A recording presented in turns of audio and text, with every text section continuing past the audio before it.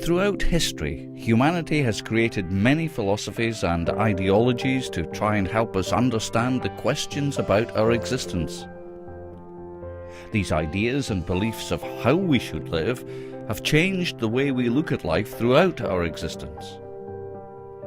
In our modern world today, there is a certain ideology on the rise, humanism.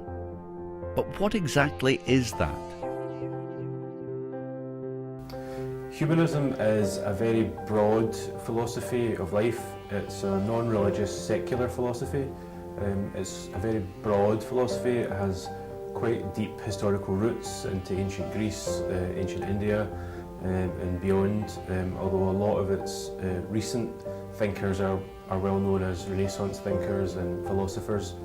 But humanism in a nutshell is basically a non-religious approach to life which values evidence and reason and empathy over doctrine, superstition and myth. And in a nutshell, that's basically what humanism is. As more people begin to lose their religion, more turn to other answers about their life and what they should do. Where exactly is humanism's place in a world where so many are lost as to what they should do with their lives? Well, humanism fits into society nowadays quite very well. I mean, it's a very popular philosophy. We know that here in Scotland, almost 1 in 2 people aren't religious. We know from the census that about half of the population of Scotland claim to have no religion.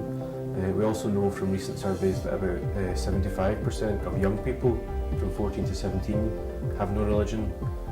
Now that doesn't necessarily mean that they are humanists, but it shows that there is a reduction in the importance of religious philosophies in life. I think it's important because religions are definitely in decline. More and more people simply find those old beliefs untenable. And I think, in the society in general, a lot more people are coming around to that point of view. They might not call themselves humanists.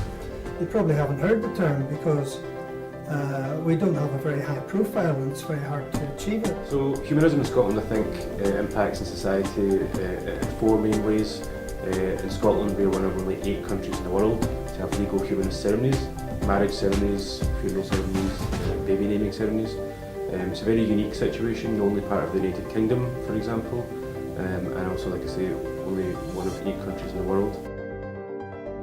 An age-old question that's been asked throughout human existence is, what is the meaning of life? The question still asked today. Many spend their lives seeking to discover some kind of meaning.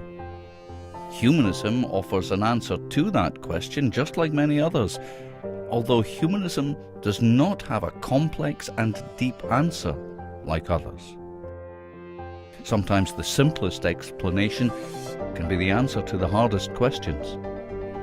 When it comes to the meaning of life, which obviously is a question here, because some people think that if you've lost God and you've given up on heaven and hell and the afterlife and all that sort of business, somehow that translates into you've lost your meaning in life, which doesn't follow at all. That's not very good logic. I'm not sure there's one correct answer.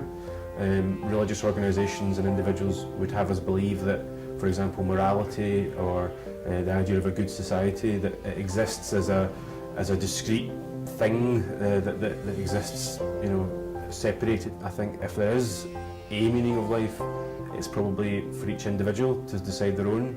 There are loads of ways of finding your meaning in life.